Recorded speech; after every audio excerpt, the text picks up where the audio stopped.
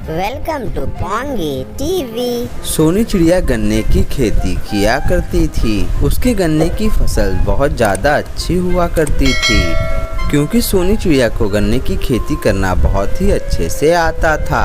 इसी बात से कालू कौवा उससे बहुत ही ज़्यादा चिढ़ता था।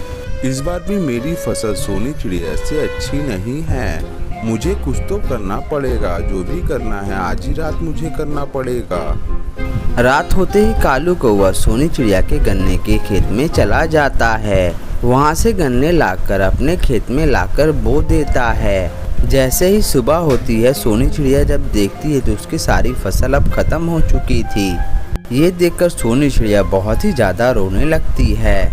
उसके बाद वो कालू कौवा जब अपने खेत में देखता है कि वो गन्ना जो सोनी चिड़िया के खेत से लाया था वो सूख चुका था और वो गन्ने की फसल पूरी तरह से बर्बाद हो चुकी थी। अरे ये सारे गन्ने सूख गए हैं। चलो कोई बात नहीं, इसमें मेरा कोई भी नुकसान नहीं हुआ। ये सारे गन्ने तो सोनी चिड़िया के थे।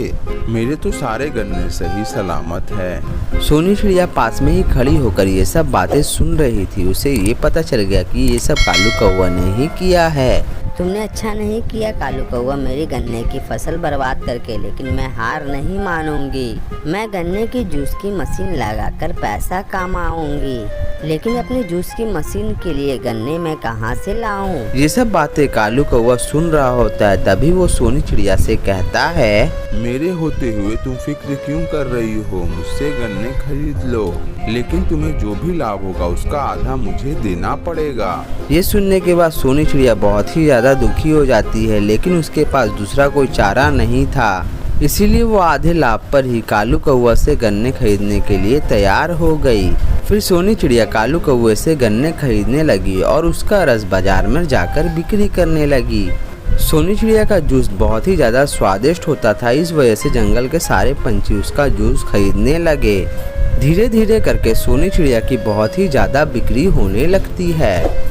ये सोनी चिड़िया मुझसे ही गन्ने लेकर इतना कमाई कर रही है, लेकिन कमाई का आधा हिस्सा ही मुझे मिलता है। क्यों ना मैं इसे गन्ने देना बंद कर दूं और इसकी दुकान मैं खुद खोल लूं। फिर मैं सारा धन खुद ही अकेले कमाऊंगा। तभी सोनी चिड़िया वहाँ पर आती है और कालू कौवे से कहती है, ये लो पैसे, मुझे कुछ गन्ने दे दे और इस बार गन्ने थोड़ा ज्यादा देना। नहीं सोनी, मैं इस बार तुम्हें गन्ने देने वाला नहीं हूँ, क्योंकि गन्ने देने के बाद मुझे आधा ही लाभ होता है। अब मैं खुद गन्ने का रस बिक्री करूँगा और सारा धन अकेले ही कमाऊंगा। मेरे पास अब मेरी फसल भी नहीं बची है और तुम गन्ने देने से मना कर रहे हो। सोनी चिड़िया बहुत ही ज्यादा दुखी होती है और दुखी मन से अपने घर लौट आती है। गन्ने की बिक्री बहुत ही अच्छा हो रहा है। मैं एक काम करता हूँ, सारे गन्ने काट लेता हूँ और उसे एक बार में बेच देता हूँ।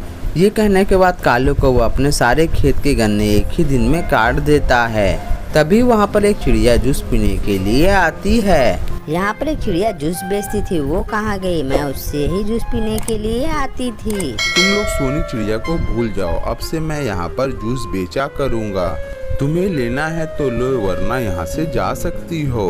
लाइए अंकल, मुझे एक गिलास जूस दीजिए, जरा मैं भी देखूं कैसा लगता है आपका जूस। जैसे ही वो जूस पीती है उसे बहुत ही ज्यादा कड़वा लगता है। ये कैसा जूस बनाया है आपने? ये तो बहुत ही ज्यादा कड़वा है। तुम कभी भी सोनी चिड़िया जैसा जूस नहीं बना सकते। मैं यहाँ पर अब कभी भी जूस पीने के लिए नहीं आऊंगी।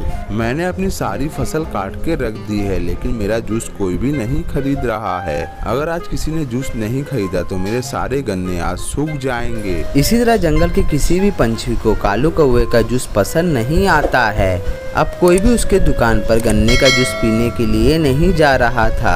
कालू कौवा बहुत ही ज़्यादा परेशान हो चुका था। वो सोनी चिड़िया के पास मदद मांगने के लिए जाता है। सोनी चिड़िया, मुझे माफ कर दो। मैंने तुम्हें गन्ने देने से मना किया, लेकिन मैं आज गन्ने का रस बेच रहा हूँ तो मुझसे कोई भी गन्ने का रस नहीं लेना चाहता है। अब तुम मेरे गन्नों का रस बनाकर बेच सकती हो। मैं तुमसे अब आधा लाभ भी नहीं लूँगा। ठीक है, तुम ज्यादा परेशान मत हो, मैं तुम्हारे साथ में चलती हूँ। सोनी चिड़िया को कालू कौवे पर दया आ जाती है और वो फिर से गन्ने का रस बनाने लगती है। फिर से जंगल के सारे पंछी सोनी चिड़िया के दुकान से गन्ने का रस पीने के लिए आने लगते हैं। और ये सुंदर सी कहानी यहीं पर समाप्त हो जाती है। ये कहानी से हमें ये सीख मिलती है कि लालच नहीं करना चाहिए, लालच बुरी बला होती है।